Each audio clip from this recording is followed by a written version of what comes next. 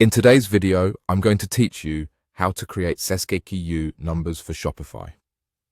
SKUs, or stock keeping units, are the internal codes that help you organize products, track inventory, and speed up operations like picking, packing, and reporting. A clear, consistent SKU format saves time and reduces mistakes, especially as your catalog grows. Today, we'll set up a simple, reliable SKU system using a Shopify app. Start by opening your Shopify admin. From the sidebar, select Apps. In the search field, type SKUGen. When you see the app in the results, click it, then click Install to add it to your store. The installation only takes a moment. Once it's installed, open the app so we can customize your SKU format. Inside the app, look for Edit SKU Template and click it. This is where you decide how your SKU will look and what information it includes. You'll see a SKU preview area that updates in real time as you make changes, which is helpful for checking your format before applying it. Begin with the prefix field.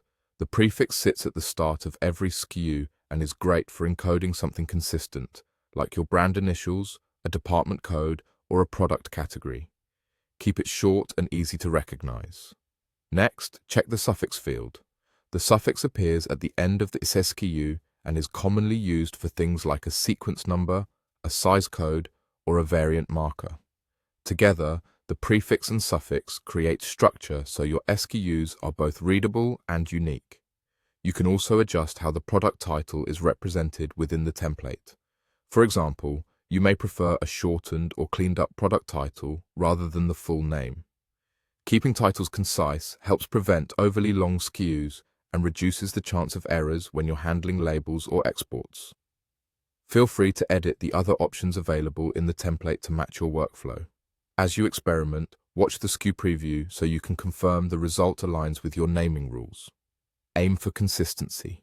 Choose a separator, such as a hyphen or underscore, stick with uppercase letters, and avoid spaces or special characters that can break spreadsheets or barcodes. The goal is to make SKUs easy to scan and hard to confuse. Before you finalize your format, take a moment to think about future growth. Leave room for new categories, new variants, and longer sequences so you don't run out of codes later. Once the preview looks right and reflects your naming plan, you're ready to use your SKU template going forward. That's it. You've set up a clean, scalable SKU system in Shopify using SKUGen. Keep your format consistent across all products, and your inventory management will feel much smoother.